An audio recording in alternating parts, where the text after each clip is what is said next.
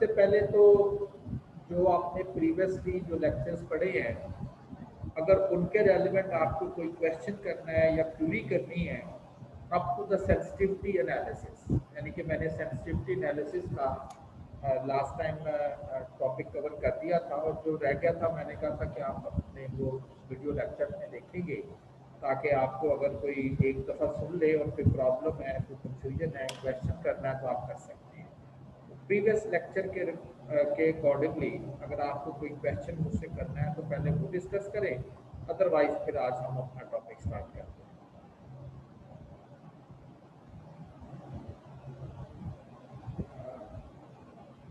कोई क्वेश्चन नहीं है आपका? चले, ठीक हो गया।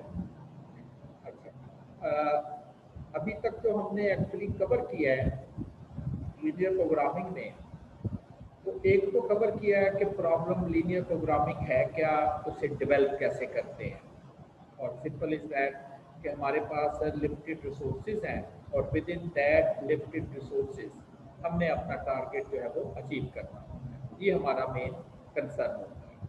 क्योंकि रिसोर्सेज हमारे पास लिमिटेड होते हैं तो हमने वाइजली डिसीजन करना है कि कौन सी रिसोर्सेज को कहाँ पर आप यूटिलाइज करें, ताकि हमारा जो ऑब्जेक्टिव है कोई चीज़ की वो प्रॉफिट है तो मैक्सिमाइज, या कभी स्पेस को मैक्सिमाइज करना हमारा कंसर्न होगा, कभी प्रोडक्शन को मैक्सिमाइज करना हमारा कंसर्न होगा, और देन अगर कॉस्ट की बात आए तो ऑब्वियसली हम मिनिमाइज करेंगे। लीनियर इसलिए कहते हैं कि इसमें जितने भी कंस्ट्रेंट्स हैं या ऑब्जेक्टिव फंक्शन हैं सारे के सारे वो लीनियर होते हैं, तो इसलिए हम इसे कह देते हैं कि ये लीनियर प्रोग्रामिंग है। उस लीनियर प्रोग्रामिंग को जब आप उसका प्रॉब्लम डिज़ाइन डेवलप कर लेते हो तो फिर नेक्स्ट स्टेप एक्चुअली ये आता है कि आपने अब उसका सोल्यूशन भी फाइंड करना है। फिलहाल जो हमने सोल्यूशन फाइंड किया है वो तो था ग्राफिकल में, ग्राफ की मदद से किस तरह से आप लीनियर प्रोग्रामिंग का सोल्यूशन जो है ग्राफ की मदद से वो फाइंड कर सकते हैं। लेकिन ग्राफ जो है वो लिमिटेड है in case of 2 decision variables होंगे, कि अगर 2 डिसीजन वेरिएबल्स होंगे तो उसके लिए हमारा ग्राफ सूट करेगा।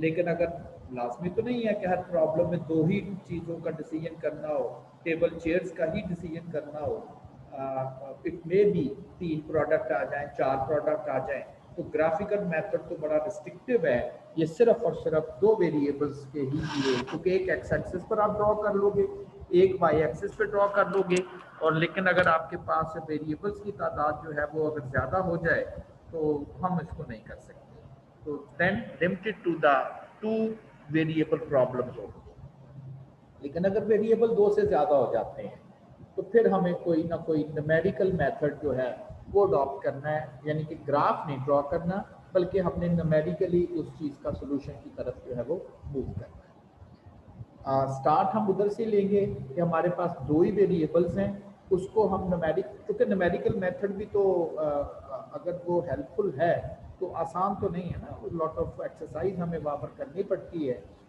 तो एक तो मैं आपको जस्ट 2 वेरिएबल जो हम ऑलरेडी कर चुके हैं उसी को ही न्यूमेरिकल वे से कैसे अडॉप्ट करना है, उसके स्टेप्स।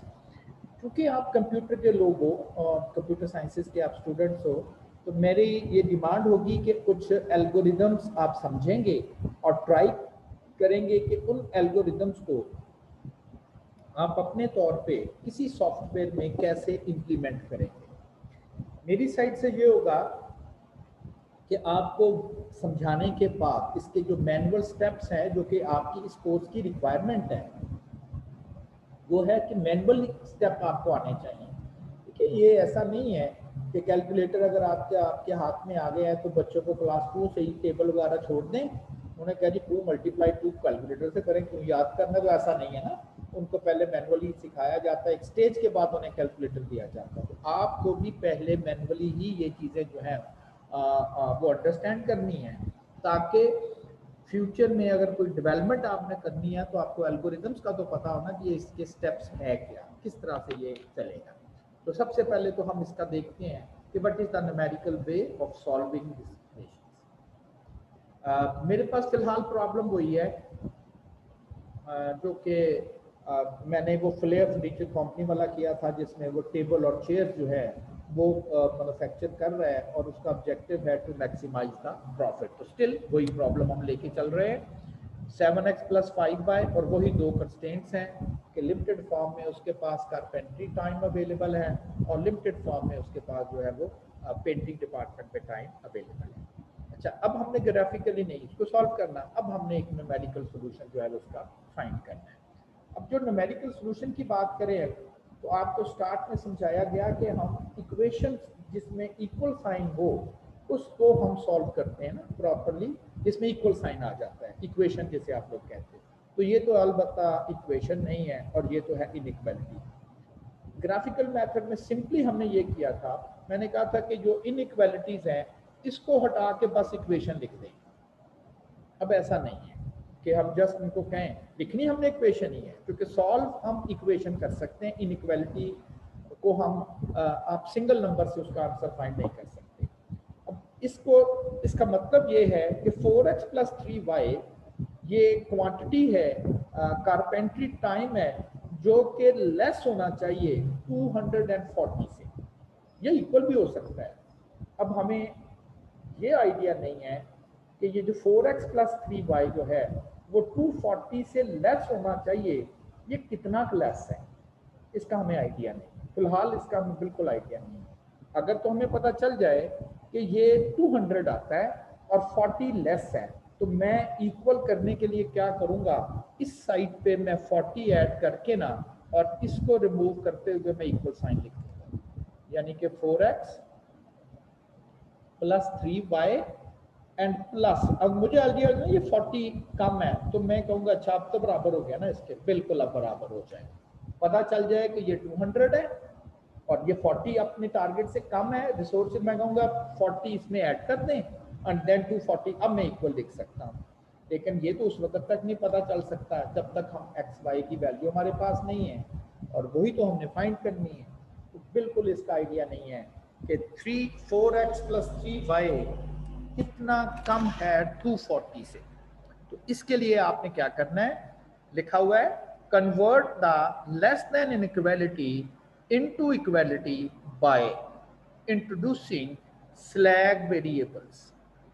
स्लैग वेरिएबल जो है वो हम इसमें ऐड कर देंगे। स्लैग का मतलब ये है कि ये एक्सप्रेशन जितनी कम है 240 से, अब हमें नहीं आइडिया जितनी भी कम है, हम कहेंगे जितनी कम है उतनी अगर इसमें ऐड कर दी जाए तो फिर तो बराबर हो जाएगी। आप कहें हाँ इतनी कम थी, अगर आप उसको उतनी ही वैल्यू ऐड कर दें तो उसके बराबर हो जाएगी। अब पता तो नहीं कितनी कम थी, तो हम फिर इस इक्वेशन को ऐसे लिखेंगे प्लस, चूंकि ये कम है आप इसे स्लैग की वजह से s, और 2-3 आगे भी इक्वेशन में शायद हमें इंट्रोड्यूस करने पड़े तो हम इसका नाम रख लेते हैं S1, और क्लेम ये करते हैं कि S1 क्या है, S1 है जितनी ये वैल्यू 240 से कम है। अब हमें नहीं आइडिया कितनी कम है, जितनी भी कम है वो हम कहेंगे कि वो उतनी ही S1 है, और अब ये जरूर बराबर हो गया। इस तरह से आपने इनइक्वालिटी को इक्वालिटी में कन्वर्ट करना है कि जहां पर भी लेस देन इनइक्वालिटी आ जाए वहां आपने इंट्रोड्यूस कर देना है स्लैग वेरिएबल, इसे हम कहते हैं slag variables. Less than inequality में स्लैग वेरिएबल इंट्रोड्यूस कर देना है। सिमिलरली 2x + 1y, अब ये भी कम है 100 से, अब पता नहीं कितना कम है, हम कहेंगे जितना ये कम है उतना ही इसमें हम ऐड कर लेंगे और बन जाएंगे ये 100। लेकिन याद रखा जाए कि ये जो S1 और S2 है ये इटसेल्फ नेगेटिव नहीं होने चाहिए, दैट मस्ट बी पॉजिटिव। ये ना हो कि ये फर्ज करें ये 200 हो और आप उसमें कहें जी S1 -10 ऐड कर दे बराबर हो जाएगा, वो तो और कम हो जाएगा, बराबर कैसे होगा। हाँ ये फर्ज करें आप कहें जी 40, लेकिन अगर ये खुद नेगेटिव हो गया ये तो और कम कर देगा उसको राइट साइड को, लेफ्ट साइड को। हमें तो लेफ्ट साइड के अंदर कुछ पॉजिटिव क्वांटिटी ऐड करनी है, क्योंकि लेफ्ट साइड राइट साइड से कम है, कोई चीज पॉजिटिवली ऐड करेंगे तो उसके बराबर जाएगी। ये ना हो कि आप कहें जी ऐड ही करना तो आप -40 को ऐड कर दें, ठीक है, वर्ड आप ऐड ही बोलोगे, लेकिन जब -40 ऐड करोगे तो वो तो बढ़ने की बजाय और कम हो जाएगी, वो तो 160 चले जाएगी, बराबर तो नहीं होगी। तो इस तरह से आपने जो स्लैग वेरिएबल इंट्रोड्यूस करने हैं ताकि लेफ्ट साइड को राइट साइड के इक्वल कर सके, इसके लिए वो जो लेफ्ट साइड के वेरिएबल है that variable must be positive, वो पॉजिटिव होने चाहिए। ठीक है, तो अब इस वेरिएबल्स को चूंकि पॉजिटिव होने चाहिए, पॉजिटिव स्लैग को आपने इंट्रोड्यूस करना है, तो और देन इक्वालिटीज जो है वो इक्वेशन में कन्वर्ट हो जाएगी। तो ये मैंने स्लैग वेरिएबल, पहला स्लैग इंट्रोड्यूस कर दिया पहली इक्वेशन में, दूसरा स्लैग इंट्रोड्यूस कर दिया दूसरी इक्वेशन में। अब मेरे पास एक्चुअली 4 वेरिएबल्स हो गए, एक्स वाई जो कि डिसीजन वेरिएबल्स हैं, और 2 मैंने स्लैग वेरिएबल इंट्रोड्यूस किए, एक इसमें और एक इसमें। डिसीजन वेरिएबल तो पहले ही पढ़ चुके हैं, इट मस्ट बी पॉजिटिव, और इनका भी पॉजिटिव होना जरूरी है। इक्वल होना इसलिए मैं कह रहा हूँ, 0 हो सकता है ये 4x + 3y पहले ही ये 240 हो, क्योंकि हमने कहा ना 240 तक हो सकता है। अब हमें एक्स वाई का चूंकि आइडिया नहीं तो पता नहीं है, अगर ये पहले ही 240 होगा तो ये 0, लेकिन अगर ये पहले 230 होगा तो ये 10, अगर वो 200 होगा तो ये 40, ठीक है ना। तो अननोन। अब हमारे पास एक्चुअली बिल्कुल हमने इक्वेशन सॉल्व करनी है, इक्वेशन सॉल्व करनी है, और इस चीज का पहले भी डिस्कस किया जा चुका है कि इक्वेशन सॉल्व करने के लिए जितनी आपके पास अननोन वेरिएबल्स हों उतनी ही इक्वेशन होंगी, तब हम उनका सॉल्यूशन, यूनिक सॉल्यूशन फाइंड कर सकते हैं। जितने अननोन हो, तो number of unknown variables must equal to number of equations, independent equations, फिर आप फाइंड कर सकते हो। अब हमारे पास एक्चुअली इक्वेशन 2 है और वेरिएबल अब 4 है, टोटल वेरिएबल 4 है, 2 डिसीजन है एक्स वाई और 2 स्लैग आ गए S1 S2। भी हमने सोल्यूशन तो इन्हीं से फाइंड करना है ना, एक्स और वाई का सोल्यूशन इन्हीं से फाइंड करना है। वो इनइक्वालिटी थी, इक्वालिटी बनाने के लिए 2 अननोन और इंट्रोड्यूस करने पड़े, तो अब हमारे पास वेरिएबल 4 हो गए, इक्वेशन 2 है। तो वेरिएबल अब हमारे पास 4 है और उनका सोल्यूशन के लिए इक्वेशन 2 है। ये कंडीशन पूरी नहीं हो रही तो सॉल्व नहीं होगा, ठीक है ना। Not possible to find solution of 4 unknowns from only 2 equations, नहीं फाइंड कर सकते सोल्यूशन। अब इसका क्या तरीका, क्या करना, फाइंड हमने करना है, लेकिन इक्वेशन 2 है, वेरिएबल 4 आ गए, एक्स वाई S1 और S2। कहता है इसको फाइंड करने का वे क्या है, सेट 2 वेरिएबल्स इक्वल टू 0, किसी 2 वेरिएबल्स को 0 पुट कर दें जो उतने ज्यादा है। अब हमारे पास वेरिएबल थे 4, इक्वेशन थी 2, तो 2 वेरिएबल हमारे पास इक्वेशन से ज्यादा है। आप क्या करेंगे, उन किसी 2 वेरिएबल्स को आप 0 के बराबर पुट कर देंगे। जब 2 0 के बराबर पुट हो जाएंगे तो वो तो अननोन रहेंगे नहीं, ठीक है ना। और फिर क्या करेंगे, बाकी 2 इक्वेशन रह जाएंगी और अब उसमें 2 ही वेरिएबल रह जाएंगे, क्योंकि 2 को तो हमने 0 पुट कर दिया होगा। अब कौन से 2 आपने 0 पुट करने, ये तो कंफर्म नहीं। देखें, अगर आप एक्स वाई को भी 0 पुट कर दें, सोल्यूशन तो आ जाएगा S1 S2 का, लेकिन वो तो नहीं हमने फाइंड करना, हमने तो एक्स वाई का करना। आप कहेंगे S1 S2 को 0 पुट कर दें, ठीक है, 0 पुट कर देंगे, एक्स वाई का सोल्यूशन भी आएगा, हो सकता है वो सोल्यूशन ऑप्टिमल ना हो। तो हमारा मसला कोई एक नहीं है, हमने सिर्फ सोल्यूशन नहीं फाइंड करना कि जी 2 को 0 कर दें, बाकी 2 रह जाएंगे, सोल्यूशन फाइंड कर दें। ओके, मैं नहीं कह रहा फाइंड नहीं होगा, बिल्कुल हो जाएगा। S1 S2 को 0 पुट करेंगे, एक्स वाई का सोल्यूशन आ जाएगा, लेकिन क्या गारंटी है वो ऑप्टिमल हो, ये भी तो हमारा कंसर्न है ना। सोल्यूशन भी वो होना चाहिए एक्स वाई का जो आपको मैक्सिमम प्रॉफिट भी दे। तो टोटल आपके पास 4 वेरिएबल है, इसे आप पढ़ते हैं कॉम्बिनेशन, ये आपको पता है 4C2, 4 वेरिएबल में से 2 वेरिएबल सेलेक्ट करके उसे 0 इसलिए पुट करना है ताकि बाकियों के लिए सॉल्व करें।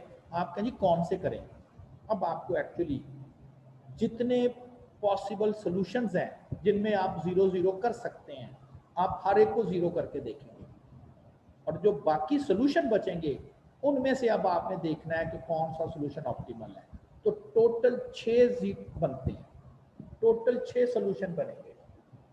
6 ways to put any two variable equal to 0, like मतलब क्या है, x y s1 और s2।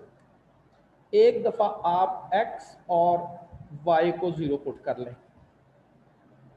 2 ही 0 पुट करने ना, हाँ पॉसिबल है, किया जा सकता है। अच्छा, एक पॉसिबिलिटी ये है कि x और s1 को 0 कर लें, एक पॉसिबिलिटी ये है s और x2 को 0 पुट कर लें, एक पॉसिबिलिटी ये है y और s1 को 0 पुट कर लें, एक पॉसिबिलिटी है y और s2 को 0 पुट कर लें, और एक पॉसिबिलिटी है कि x1 और x2 को ही 0 पुट कर लें। तो ये 6 पॉसिबिलिटीज बनती हैं। 6 ways to put any two variable equal to 0। चलो, एक आपको मैंने न्यूमेरिकल सॉल्यूशन तो चले बता दिया कि अब आपके पास इक्वेल में लिया तो वेरिएबल्स की तादाद बढ़ी, आपने जितने वेरिएबल इक्वेशन से बढ़े उतने ही 0 के बराबर पुट कर देने हैं। कौन से, जितने पॉसिबल पेयर बनते हैं उनको 0 के बराबर पुट करें, बाकी 2 वेरिएबल का सोल्यूशन फाइंड कर लें, लेकिन साथ देखना है कि क्या वो जो सोल्यूशन होना चाहिए वो आपको maximum value of Z variable यानी कि ऑब्जेक्टिव फंक्शन दे रहा है।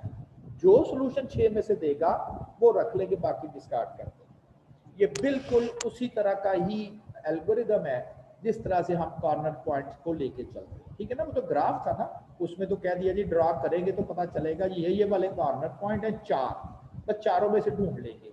अब चूंकि ग्राफ नहीं है तो हमें पता नहीं है कि जी कौन कौन से पॉसिबल सॉल्यूशंस हो सकते हैं। तो 6 सॉल्यूशन अब पॉसिबल है, 6 सॉल्यूशन को आप टर्न बाय टर्न चेक करेंगे। यही 2 इक्वेशंस हैं, 4x + 3y + s1 = 240 and 2x1 + 1y + s2 = 100 and this one।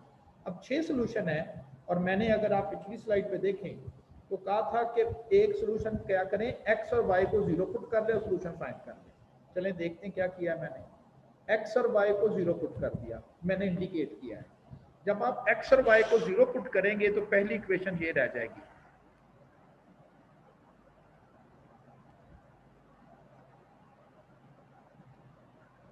S1 का आंसर 240, आंसर तो आ गया this one, x 0 y 0, S1 का आंसर आ गया 240 और S2 का आंसर आ गया 100। सॉल्यूशन फिजिबल है इसलिए कि ये सारे के सारे नॉन नेगेटिव है, ठीक है ना, नॉन नेगेटिव है। तो ये क्या चीज है बेसिक, ये मैं अभी एक्सप्लेन करता हूँ। अच्छा, अब S1 और S2 की जो वैल्यू आई है, बल्कि जो पूरा सॉल्यूशन आया है x 0 y 0 S1 240 S2 100, अब देखना है कि क्या ये ऑब्जेक्टिव फंक्शन आपको मैक्सिमम वैल्यू दे रहा है। जब आप इसको इस सॉल्यूशन को ऑब्जेक्टिव फंक्शन में रखेंगे तो ऑब्जेक्टिव फंक्शन में तो सिर्फ x y है और S1 तो S2 तो उसमें है ही नहीं, तो x की जगह 0 y की जगह 0 रखेंगे तो आपको ऑब्जेक्टिव फंक्शन वैल्यू 0 भी मिलेगी। आपने प्रॉपर सॉल्यूशन तो फाइंड कर लिया कि जी 2 वैल्यूज को 0 के बराबर पुट किया, सॉल्यूशन भी फिजिबल था क्योंकि नॉन नेगेटिव था, आपने कहा बिल्कुल ठीक है होना चाहिए। लेकिन अब आपने देखना है कि क्या हमारा प्रॉफिट भी मैक्सिमम होगा। ये तो एक पॉसिबल सॉल्यूशन था। अच्छा, दूसरा पॉसिबल सॉल्यूशन देखें क्या था, मैंने उसमें कहा x और s1 को 0 पुट करते, ये s और x1 को 0 पुट करते। तो दूसरे सॉल्यूशन में अब मैंने s और x1 को 0 पुट कर दिया, x को 0 पुट कर दिया और s1 को 0 पुट कर दिया इक्वेशन सॉल्व करने की। अगर आप पहली इक्वेशन की बात करें, क्योंकि इसमें x1 0 कर दिया तो पहली इक्वेशन रह जाएगी 3y, s1 भी 0 है तो पहली इक्वेशन तो सिर्फ यही रह जाएगी। दूसरी इक्वेशन में x 0 है और s1 0 है तो दूसरी इक्वेशन में s1 है ही नहीं, तो ये आपके पास दूसरी इक्वेशन रह जाएगी अंडर। अब पहली इक्वेशन से y कैलकुलेट होगा 240/3, तो y की वैल्यू आ गई 80, सॉल्व हो गया। अब जब 80 यहां रखेंगे और उस साइड पे ले जाके इसे नेगेटिव करेंगे तो 100 माइनस 80 20 तो S2 20 आ गया। अनदर सोल्यूशन, ये भी फिजिबल है क्योंकि इसमें सारे आंसर्स पॉजिटिव आ रहे हैं। और इसको जब आप 7x प्लस 5y में सोल्यूशन को रखोगे, ताकि ऑब्जेक्टिव भी तो देखें ना, फिजिबल, सिर्फ फिजिबल सोल्यूशन नहीं ढूंढना, ऑप्टिमल फिजिबल ढूंढना है। तो इसके मुताबिक यहाँ 80 आ गया एंड देन 400 इसका आंसर। देखिए इसमें आप कहें जी नोट करें, वो कॉर्नर पॉइंट हम विजिट हो रहे हैं ये सारे, लेकिन अगर ये 3 वेरिएबल भी होते, ठीक है ना, इसमें x y z वगैरह, तो इक्वेशन बढ़नी थी ना। लेकिन सोल्यूशन तो इक्वेशन का हमें आता है, 3 का भी आता है, 2 का भी करना है। कैसे? हाँ लेंथी जरूर है, इसमें कोई शक नहीं है, लेकिन हम कर तो सकते हैं। अच्छा जी, तीसरा जो पॉसिबल सोल्यूशन मैंने डिस्कस किया, मैंने कहा s और x2 को 0 करते हैं। जब आप x और x2 को 0 पुट करोगे,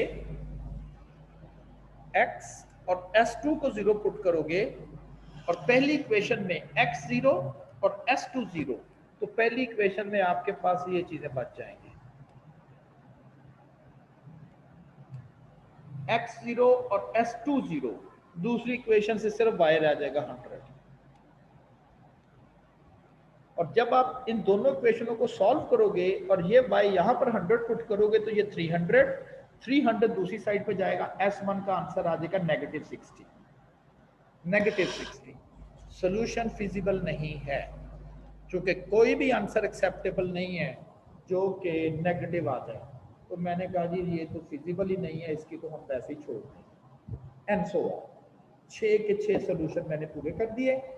जो येलो कलर में मार्क किए हुए हैं, इसका मतलब है हर इक्वेशन को सॉल्व करते हुए जो येलो कलर से मार्क है, इसका मतलब इसको मैंने 0 पुट किया, हर पॉसिबल पेयर जो पीछे लिखे थे, और बाकियों के लिए सॉल्व किया, तो ये 6 सोल्यूशन आ गए। 6 सोल्यूशन में 2 सोल्यूशन एक्सेप्टेबल नहीं, फिजिबल ही नहीं, सारे फिजिबल होने चाहिए ना, इनको मैंने वैसे ही छोड़ दिया, और बाकी रह गए 4 फिजिबल सोल्यूशन, 6 में से 4।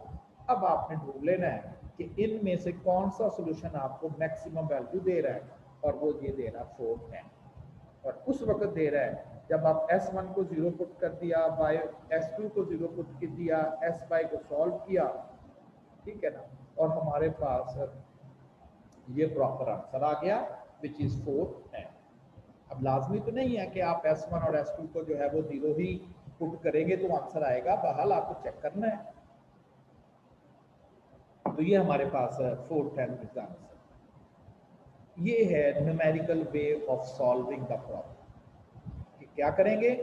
इक्वेशंस बनाएंगे, उसमें इक्वलिटी में बदलेंगे, उसमें स्लैक वेरिएबल इंट्रोड्यूस करेंगे लेस देन में, वो ज्यादा वेरिएबल हो जाएंगे, जितने इक्वेशनों से ज्यादा होंगे उतने ही पॉसिबली 0 पुट करके और बार बार इक्वेशनें सॉल्व करते जाएंगे। सारे सोल्यूशन आ जाएंगे, जो फिजिबल होंगे वो हम रख लेंगे, और जो फिजिबल नहीं होंगे उनको डिस्कार्ड करेंगे, और फिजिबल में से फिर ऑप्टिमल ढूंढेंगे। ठीक है, अच्छा जी। अब जरा आ गया बेसिक वेरिएबल किसे कहते हैं। ऐसे वेरिएबल्स जो किसी भी सोल्यूशन में आपको 0 आंसर नहीं है, जिनको आप समझे, जिनको हमने सॉल्व किया है, इनको तो पुट 0 कर दिया ना, इनको तो हमने पुट 0 कर दिया, ये वाला, इनको तो पुट 0 कर दिया। ऐसे वेरिएबल जो जिनका आंसर उस सोल्यूशन में 0 नहीं है, उन्हें हम बेसिक वेरिएबल्स कॉल करते हैं। ये इसके बेसिक वेरिएबल्स हैं, ठीक है। दूसरी में बेसिक वेरिएबल चूंकि सॉल्व किया था y को और S2 को, y और S2। तीसरी में 0 नहीं है, 100 है और -60 है, लेकिन वो फिजिबल नहीं है। 0 नहीं है लेकिन वो फिजिबल नहीं है, यानी कि इनको तो नहीं हमने 0 पुट इक्वल टू 0 किया, तो ये बेसिक वेरिएबल है लेकिन एक्सेप्टेबल नहीं था। तो बेसिकली बेसिक वेरिएबल किसे कहेंगे? किसी भी सोल्यूशन में वो वेरिएबल जिनके आंसर 0 नहीं हमने पुट किए, बल्कि उनके आंसर हमने सॉल्व किए हैं, उनको हम कह देते हैं कि ये हमारे प्रॉब्लम्स के बेसिक वेरिएबल्स। मैंने आपको वे तो बता दिया, लेकिन खुद ही आप समझें कि ये तो बड़ा लेंथी नहीं है कि आप 6 हैं, फर्ज करें ये तो वेरिएबल ही 2 थे और इक्वेशन ही 2 थी। एग्जाम्पल के तौर पे मैंने लिख दिया है फर्ज करें आपके पास टोटल 6 वेरिएबल हो, 3 उसमें डिसीजन वेरिएबल हो और 3 ही स्लैग हो, यानी कि एक्स वाई जी 3 डिसीजन वेरिएबल थे और 3 कंस्टेंट थे, कंस्टेंट 1, कंस्टेंट 2, कंस्टेंट 3, और सारे लेस देन में थे। तो एक स्लैग इसमें डाला ताकि इक्वल करे, एक स्लैग इसमें आया इक्वल करे, एक स्लैग इसमें आया ताकि से इक्वल करे। तो 3 डिसीजन हो गए और 3 जो है वो स्लैग हो गए, 6 वेरिएबल बन गए। और इक्वेशनें हमारे पास 3 है, क्योंकि इक्वेशनें बननी है कंस्टेंट से, कंस्टेंट 3 तो 3। अब हमें 3 वेरिएबल को इक्वल 0 करने पड़ेंगे, must equal to 0 for solution. अब कौन से कितने बनते हैं, टोटल चूंकि 6 हैं और 3 हमने उसमें से पिक करने हैं, तो 6C3 20 सॉल्यूशंस पॉसिबल हैं, जिसमें हम 3 वेरिएबल अब 0 करेंगे, बाकी रह जाएंगे 3, इक्वेशन भी 3, वेरिएबल भी 3। और जिस तरह से ये सॉल्व किया है उसी तरह से हम इसको सॉल्व करेंगे। और इसमें भी कुछ फिजिबल आएंगे, कुछ नॉट फिजिबल आएंगे, जो नॉट फिजिबल है वो डिस्कार्ड कर देंगे और जो फिजिबल रह जाएंगे मे भी 16-17, उसमें से देखेंगे कि मैक्सिमम ऑब्जेक्टिव फंक्शन वैल्यू है वो आपको कौन सा सोल्यूशन प्रोवाइड कर रहा है। फिलहाल तो मैंने आपको यही सिखाया है, this is the numerical method of solving the system of linear programming problem. और ये तो सिर्फ अभी थोड़ी सी बात हुई है कि 3 ही डिसीजन वेरिएबल आए हैं, 3 इनइक्वालिटी आई हैं और 20 सोल्यूशन बन गए हैं।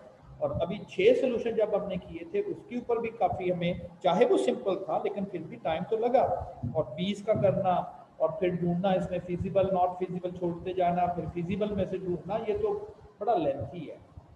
इसी को कट शॉर्ट कैसे किया जा सकता है, बजाय इसके कि हम सारे सॉल्यूशन में से पहले नॉट फिजिबल डिस्कार्ड करें और जो बाकी फिजिबल रह गए उसको हम लोग उसमें से पिक करें कि कौन सा अब इसमें से ऑप्टिमल है, यानी कि हमारा ऑब्जेक्टिव फंक्शन भी हमें अचीव करके देगा।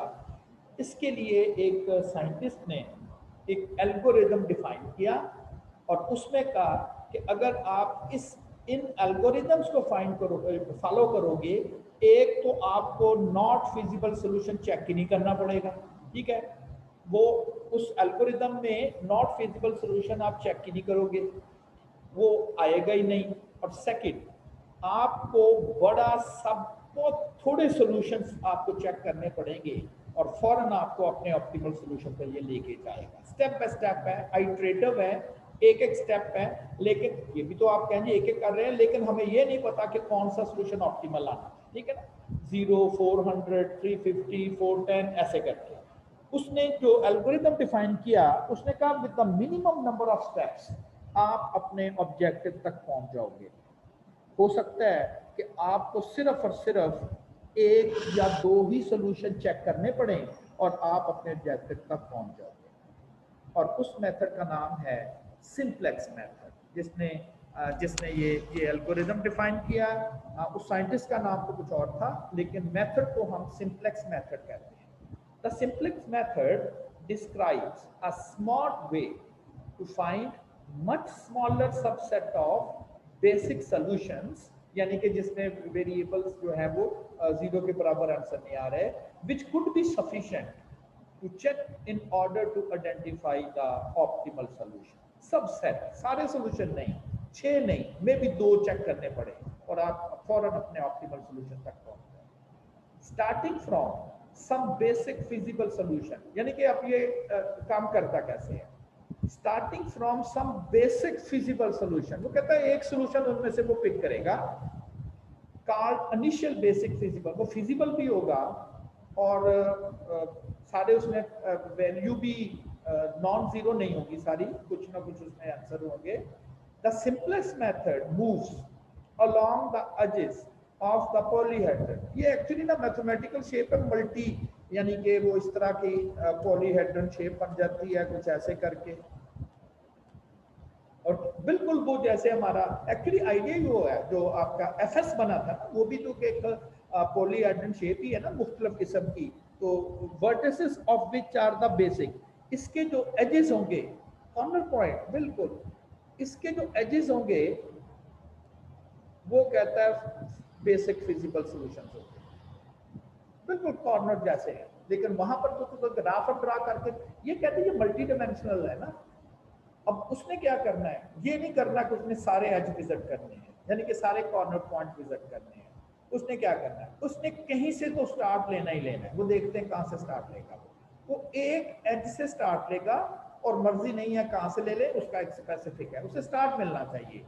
वो एक एज से स्टार्ट लेगा and in the direction of increase of the objective until it reach the, अब वो देखेगा कि यहां से मैं स्टार्ट ले रहा हूं, इससे किस साइड पर किस एज पर मैं मूव करूं तो मुझे सबसे ज्यादा इंक्रीज मिलेगी।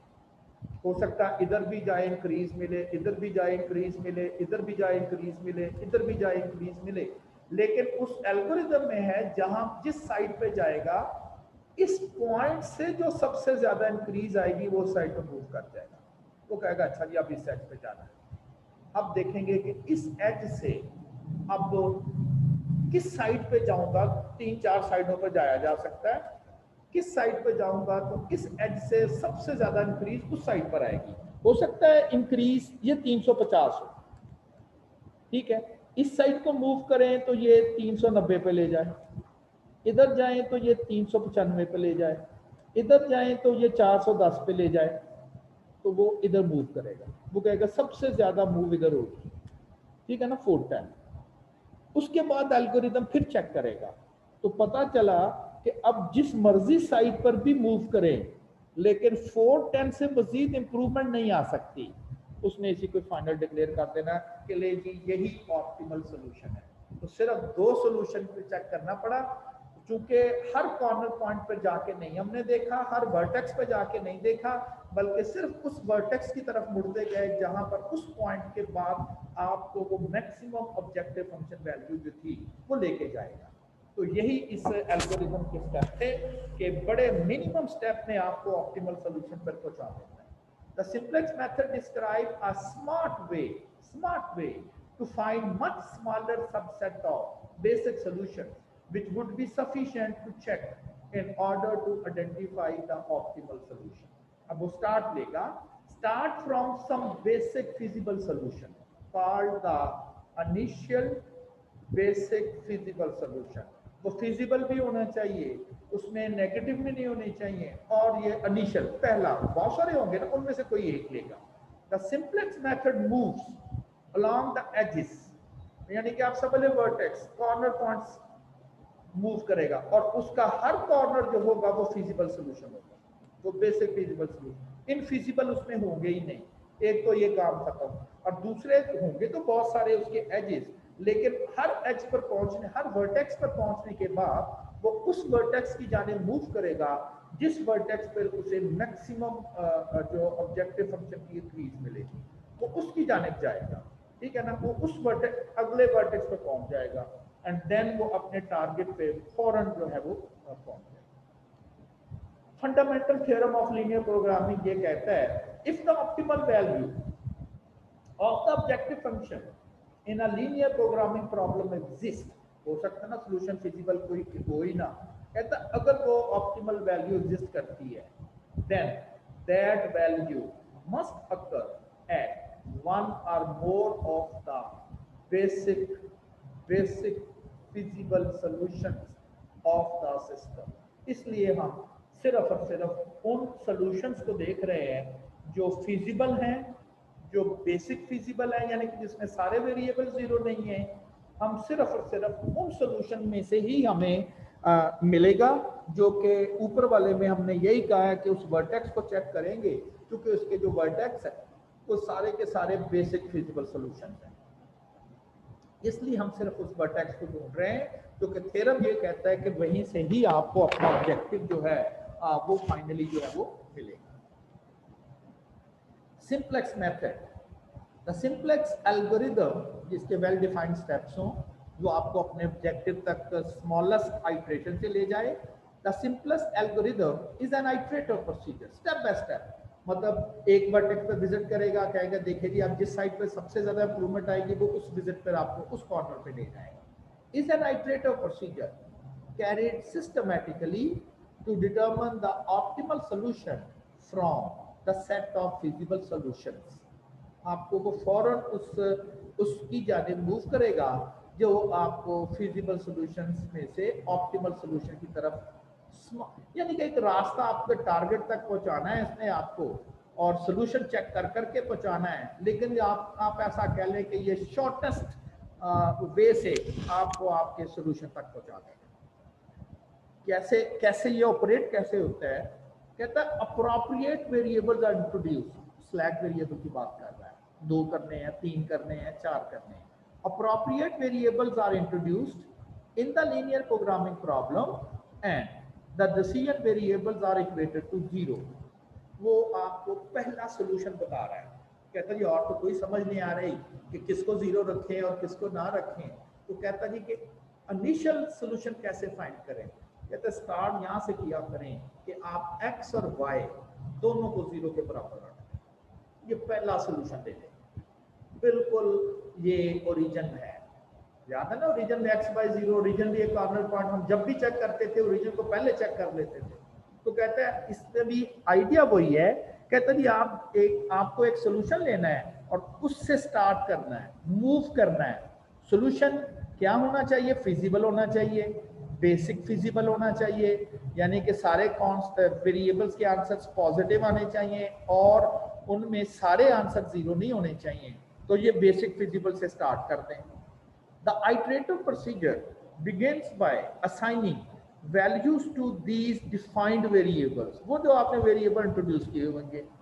The value of decision variable is taken as 0, हमने 0 लिए होंगे, since the evaluation in terms of the graphical approach begins with the origin।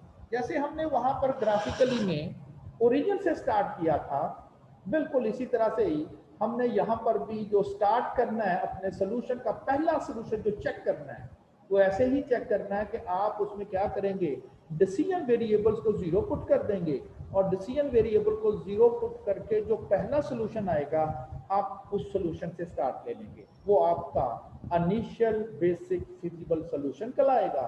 और उसके बाद फिर इम्प्रूवमेंट की जानिब जो है वो हम जाएंगे कि किस साइड पे जो है वो आप मूव करोगे तो आप अपने ऑप्टिमल सॉल्यूशंस तक जो है वो पहुंच जाओगे।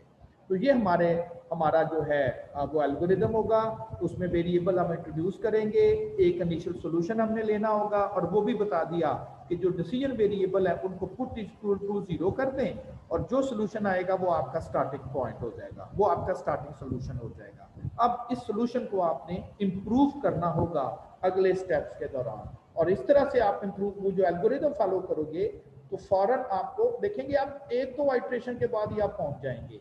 सिर्फ 1-2 सॉल्यूशन ही चेक करने पड़ेंगे, 20 नहीं, 18 नहीं, 2 या 3। और अगर